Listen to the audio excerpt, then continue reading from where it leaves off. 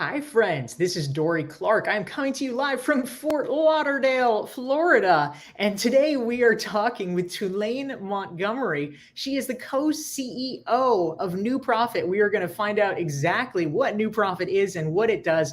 But we are here as part of our weekly interview show for Newsweek, Better, where we interview top authors, thinkers, entrepreneurs, executives, and nonprofit leaders. Tulaine, it's so wonderful to have you here. Dorie, great to be here. Great to be here. You've had conversations with some dear friends of mine, folks like John Werner and Susan McPherson and many others. So I feel like I'm in great company right now.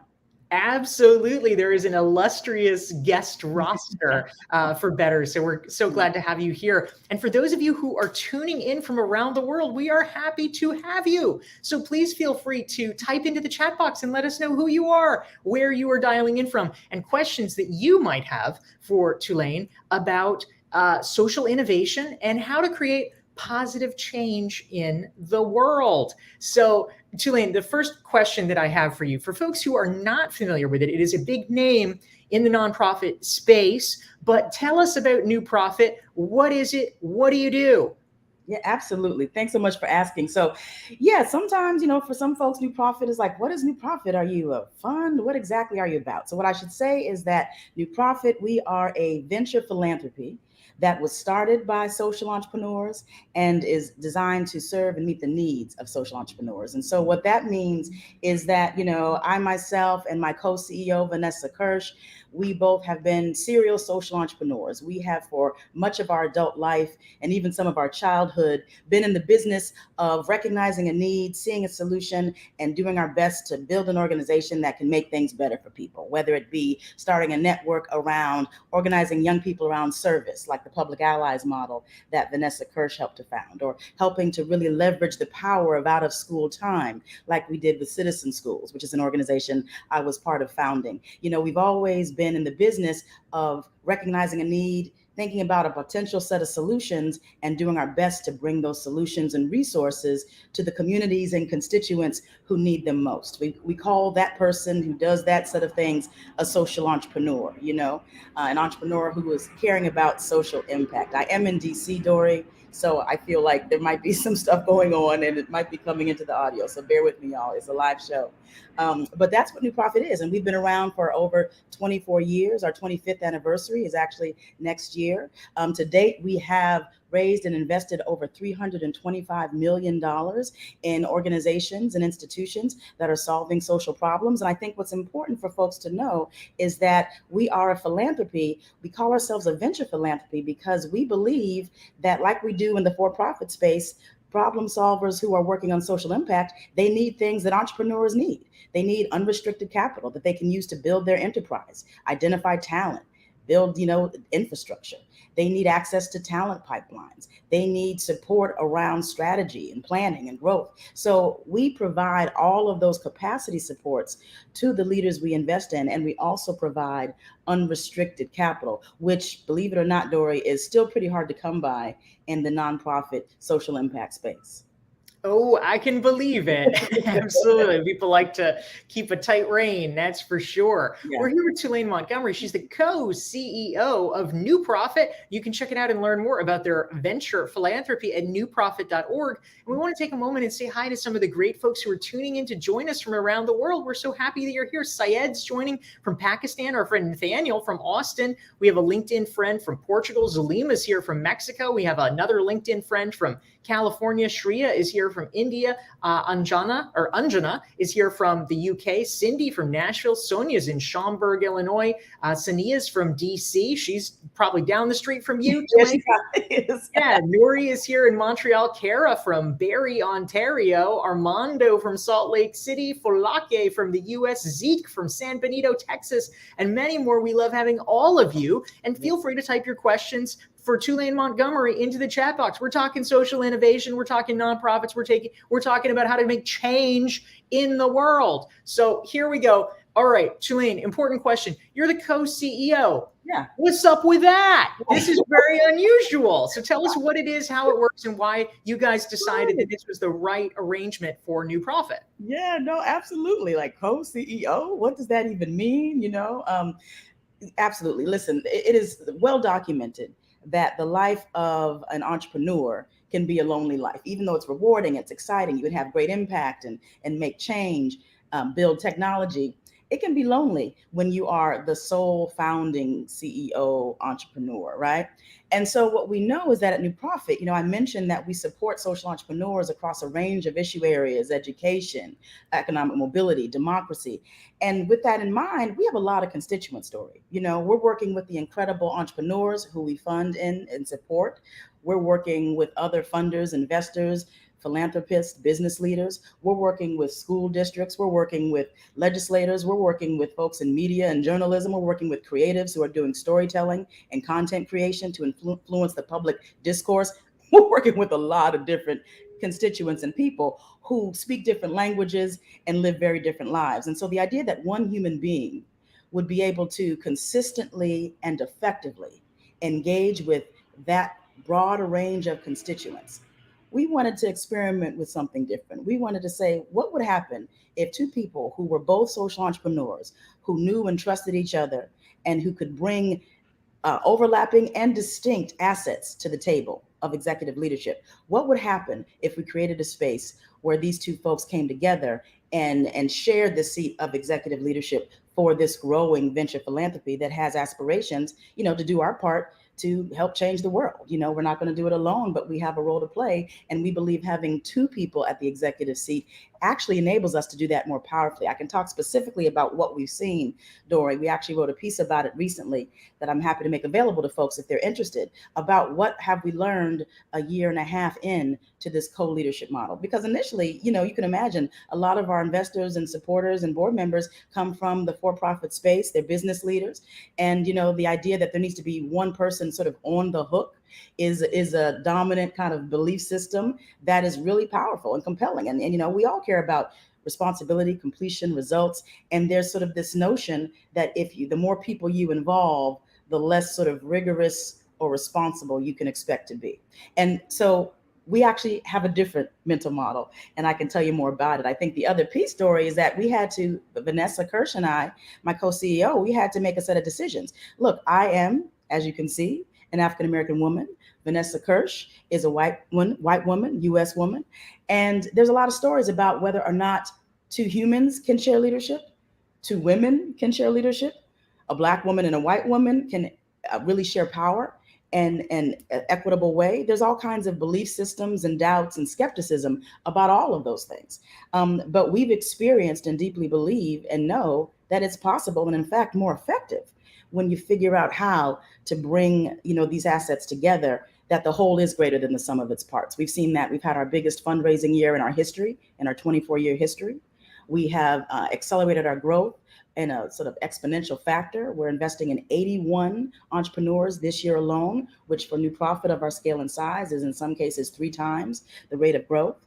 We're finding that we are able to build initiatives and partnerships that were just beyond our reach before. We're braver as individuals because we have this partnership as a foundation.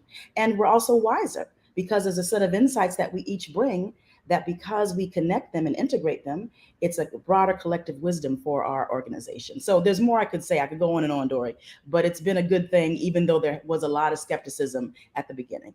That is fascinating. We're here with Tulaine Montgomery. This is Newsweek's weekly interview show, Better, and I'm Dorie Clark. Tulaine is the co-CEO of New Profit. You can check him out at newprofit.org. And if you are enjoying this conversation about social innovation and social entrepreneurship and making positive change in the world, hit the like button and the share button so that your friends can benefit from the conversation. Tulaine, just a quick follow-up. I'm curious, if you and Vanessa, your co-CEO, disagree about an issue, what is the process that you use to sort that out? How do you arbitrate that? Yes. Well, I'll tell you, Dorie, we invented this really astounding technology that is quite remarkable and sophisticated. We talk to each other. Right? Imagine. I mean, and I'm not trying to be facetious. It really is true. Now, what I will say, the technology that is required for co-leadership to work is trust. You absolutely must build trust between you and the other party. And then it actually is much simpler than people perceive it to be. I think the reason folks assume that co-leadership is harder is because they maybe are making assumptions about the level of trust that's possible to generate between two people in that position. What I can say is that if you have trust, it is true that you absolutely can lift up a challenge. Like, because I'm not in every interaction or even with each disagreement sort of reestablishing my credibility, nor is Vanessa, right? We have a baseline and a foundation that's solid, and solid enough for us to disagree. And there's been, there's plenty of times we've disagreed on things. But the approach we use to arbitration is we are starting from a foundation of trust. We know each other is intelligent, well-intended, credible, and brave. We know that about one another. So that's not being proven at every touch point. That's important. And so that frees us to say, what is the specific thing you're solving for with your proposal? What is it that I'm solving for with my counter proposal? How can we address what we're both concerned about with the set of activities we agree to execute, if that makes sense, right? So trust allows us to get to the heart of what's really happening, as opposed to waste a lot of time and energy sort of trying to posture and prove ourselves. I think where partnerships don't go well in this kind of setting is when people haven't built the trust. And so the work is actually where you're trying to build trust. I think you do need to have the trust going into the work for it to be effective. But really, we just talk and we just say, we're explicit. We show our math, right? We show our math around what we're solving for. And so we are very candid. If what we're solving for is something that maybe makes us a bit vulnerable, I'm trying to build my credibility with this community that doesn't know me. We say it so that we can actually enable one another to address our core priority and not just be fighting about tactics. We try to get to the root of the thing as opposed to fight about tactics. That makes a ton of sense. I'm Dorie Clark. We're here with Tulaine Montgomery. She's the co-CEO of New Profit. And if you want to make sure you never miss one of our weekly conversations for Newsweek, you can go to my website. Just go to dorieclark.com. You can sign up, get a free self-assessment. You will join the mailing list and you can get reminders about these fantastic conversations. And today we're talking about social innovation and creating positive change. I also want to say hi to some of the great friends tuning in from all across the globe. We have Jeannie from Victorville, California. Alpha's joining from Liberia. Doreen from Ohio. William is here from Atlanta. Murad is joining us. We have a LinkedIn friend from Sarasota. We have Nashka Zura from Pakistan. Anna is here from Danbury, Connecticut. Sushma's our regular viewer from India. We have Victor from Houston. Sameh is joining from Saudi Arabia. We have Sean joining from your office. So we're happy. Hey, Sean, what a good supporter you are. We have Christina from Cincinnati, our friend Lauren from Miami. We've got Lamis Marie from Kuwait. Arnold is joining. Karen is back from Boston. Liz from St. Augustine. And Alexa from New York and New Jersey. And Monica from Brazil. We love every single one of you. Thank you for being our better friends. And Tulaine, an important question that I have. You have worked internationally. You don't just do work in the United States.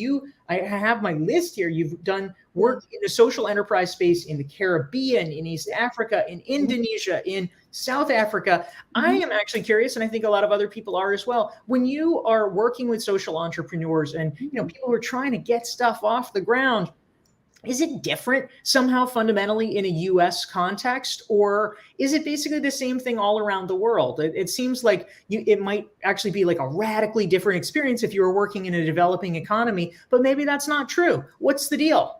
Yeah, absolutely. So one thing, Dorie, is I want to distinguish. New Profit is a venture philanthropy, and we are focused on the domestic US, right? So I see. Yes. Work, right? Our yes. Work, but previously you've done things in other areas. Absolutely. And in the future, again, I'm sure I will at some point. I have a deep love for, the global social innovation community. And so, and I think that we in the US have and learn a great deal from global movements and global efforts. So I just wanted to make sure folks were clear about that. But absolutely, to your question, listen, I remember when I did work in East Africa, specifically in Kenya, with an organization called Jategame, where we focused on helping street kids make their transition into vocations and into education. There was this whole process where we were doing strategic planning, right? And, I'll tell you, the frameworks, the idea that you get really clear and precise about your goal, you get really clear and honest and brave about your potential obstacles.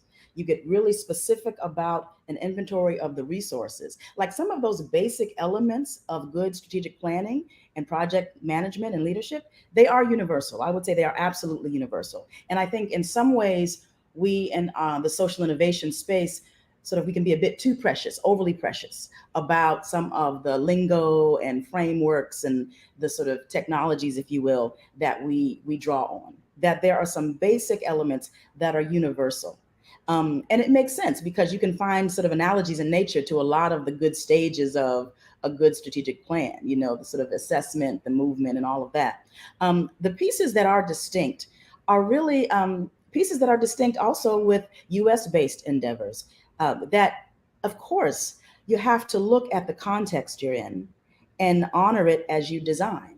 Of course, you have to look at the specific assets and aspirations in the local context. I remember when I did this project in Kenya that I referred to a moment ago, that the gentleman at the time who was running the program said, I've done a lot of had a lot of conversations about strategic plans. This is the first time it's actually made sense to me. And I didn't do anything that was different from the basic sort of, tried and true practices around strategic work.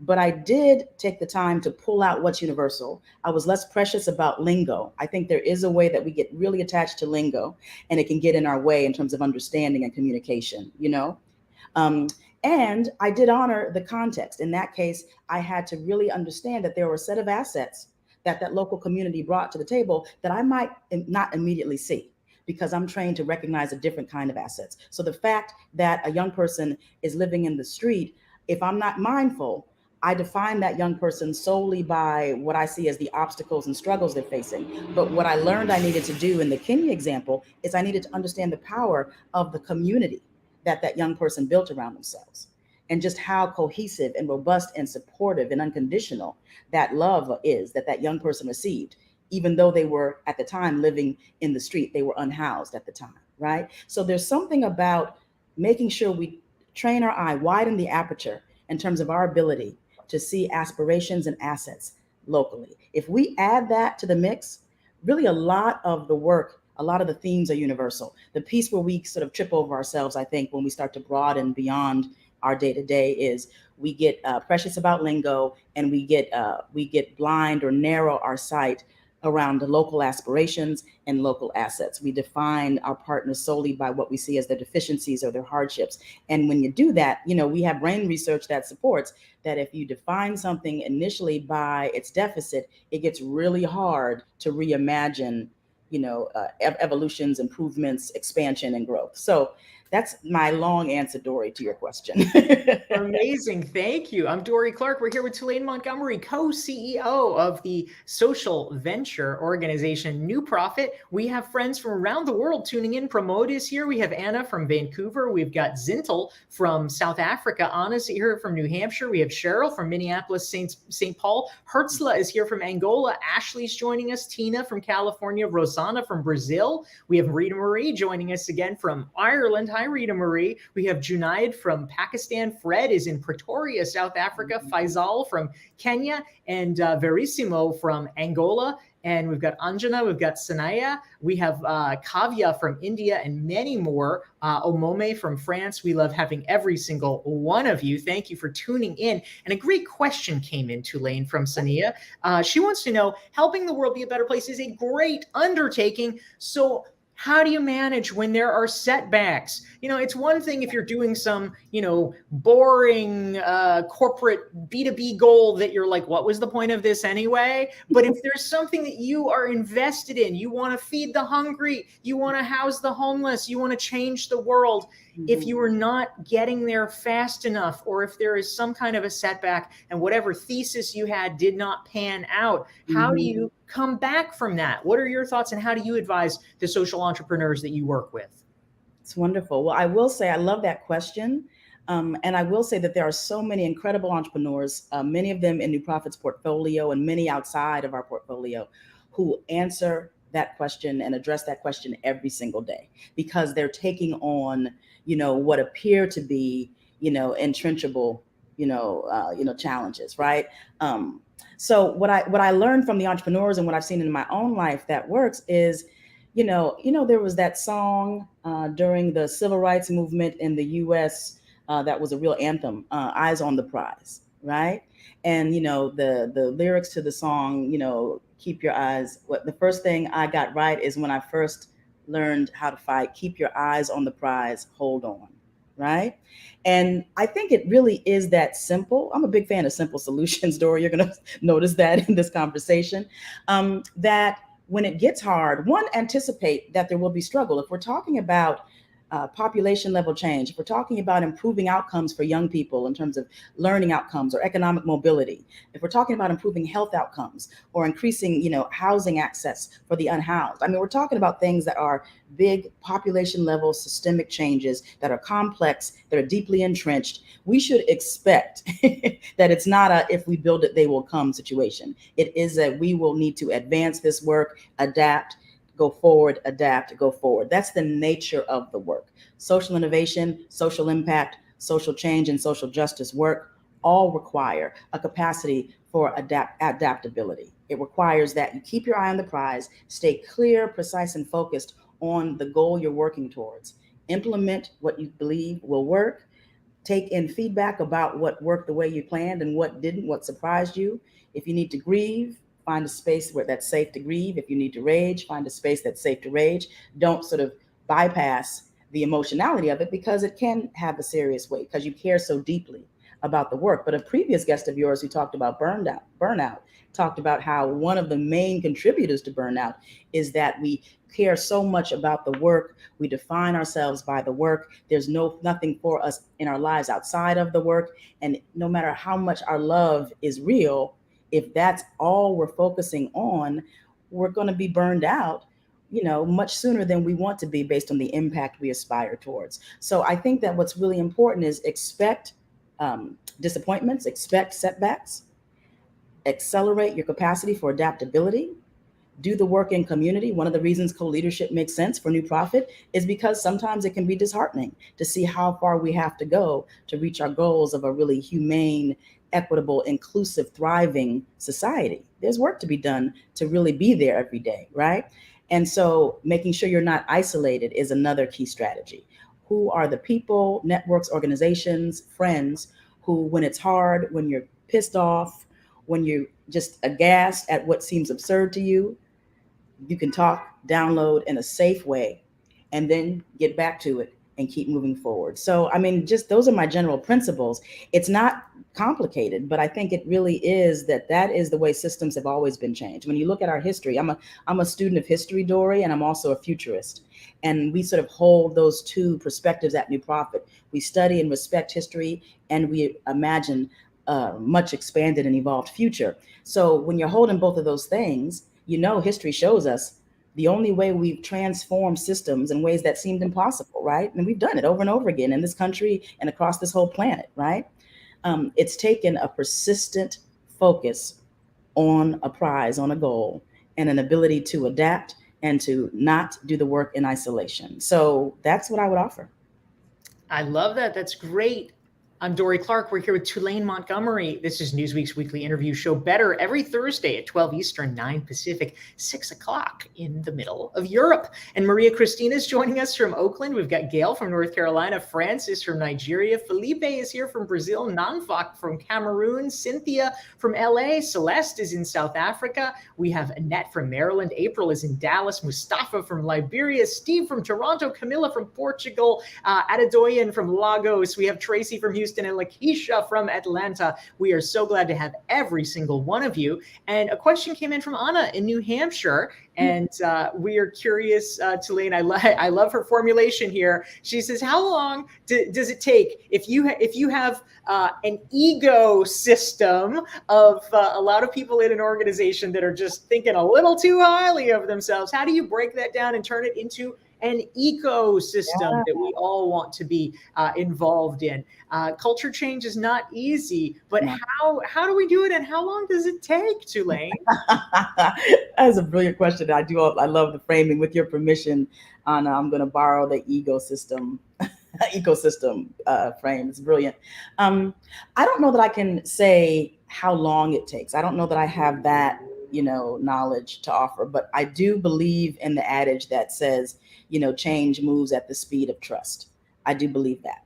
So I believe it takes as long as it takes any group, community, organization, business to build knowledge and trust of one another. It's really hard to move from ecosystem to ecosystem if some of the key actors in that system don't know each other, have no real relationship with each other, and have narratives about one another that are toxic, harmful, and limited, right? And I think in a lot of spaces in which we operate in the social innovation world too, there are these narratives about communities and groups and actors that make it really hard for us to be proximate to one another, and even harder to build trust.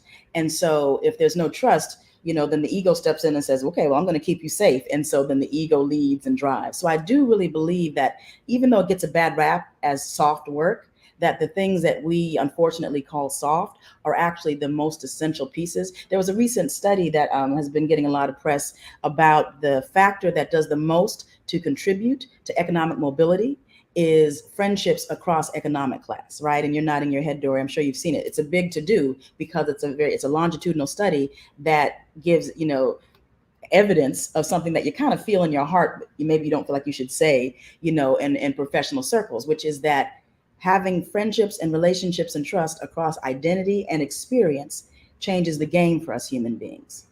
Period. It really is that simple. We actually have all the physiology and internal technology that if we can simply get proximate to one another, our physiology and a sort of innate wisdom will do the rest. There's a few people for whom that's not true. I know that. I'm not naive. However, for the critical mass of us, this is true. So I think to your question, it's really about how can you get proximate to the key actors in the ecosystem in which you operate? How can you create opportunities to facilitate and accelerate trust? And I'm not saying everybody has to hang out together. It's not about having a beer with people, unless that's your thing. It's about the fact that right now, especially in the social impact space, we don't have real proximity to one another. In the United States, for sure, we don't really know one another outside of our identity, our ideology, our geography. There's been a lot of really troubling research about just how sort of segregated the US is at this time, not just racially, but economically and politically as well. So, proximity, in my opinion, and in New Prophet's perspective, is the antidote to the fragmentation, the ecosystem, the limited solution capacity. Like most of what we see as wrong and broken right now, we believe proximity is a major component to solution and reinvention and redesigning systems. So that's how I think about it. Fantastic. We are here with Tulaine Montgomery. She's the co-CEO of New Prophet. You can learn more at newprophet.org. You can follow her on Twitter and check out her insights at Tulaine M. And we have been talking about social innovation and creating positive change. We have time, Tulaine, for maybe just one more question. Okay. And we also wanted to just make sure to say hi to Tandeka, who's joining from South Africa. Phaedra is here from Atlanta. Salisu from Niger. Shauna is here from Albuquerque. Peter from Canada. Diana from Columbia, South Carolina. Jayanta from India.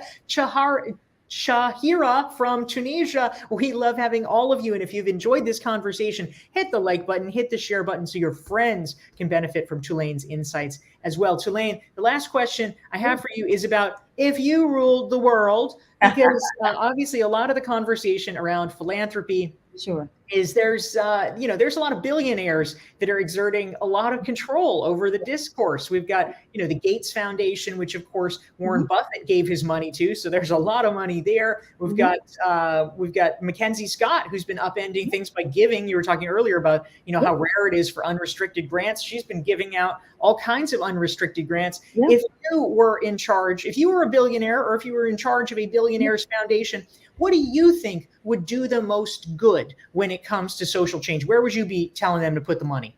Yeah, I mean, I would definitely honor a lot of what we do see modeled in Miss Mackenzie Scott's philanthropy, right? That there is work to identify and build relationship and proximity to the entrepreneurs and organizers and leaders who are doing really great work, and then get them the resources they need to do what they know needs to be done. I mean, I think that it is really about simplifying the process and shortening the distance between the funder learning about the entrepreneur or the organization and the funder having the capacity and readiness to invest dollars and capacity support. I think the other piece, if I ruled the world, if I was a billionaire, all those things, I would honor what we definitely practice at New Prophet, which is capital matters, absolutely.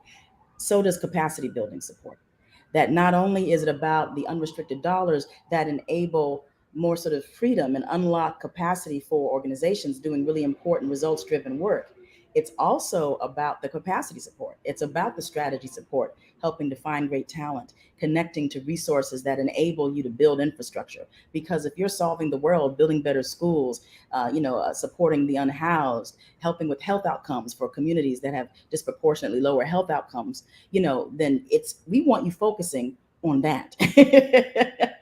We don't want you to sort of have to worry about what kind of content management system you're going to use, or or where you're going to find the talent you need to do the fundraising that's necessary to be sustainable. So capacity support, where we help great leaders and great organizations get the talent and infrastructure they need, couple that with unrestricted dollars, I think that's a winning formula. And if I were able to do it at a grander scale, I would continue to do it rapidly and reaching more folks. I've been really pleased to see the impact of what Mackenzie Scott is doing, and grateful for it as a model. It has really been like a counterculture example that has shaken up the mental models and discourse in philanthropy in a way that I feel has been necessary and helpful. That's fantastic. Again, I'm Dorie Clark. We're here with our weekly Newsweek interview show, Better, and our guest this week has been Tulaine Montgomery. She's the co-CEO of newprofit.org. Learn about them at newprofit.org, and her Twitter is Tulaine M. You can find her there. Thank you all for tuning in, and Tulaine, a special thanks to you for being our guest today. It's my pleasure. So great to be with you, Dorie. Great to be with everyone. Thanks for tuning in, and keep up the good work, everybody. Take care, everyone, and see you next week.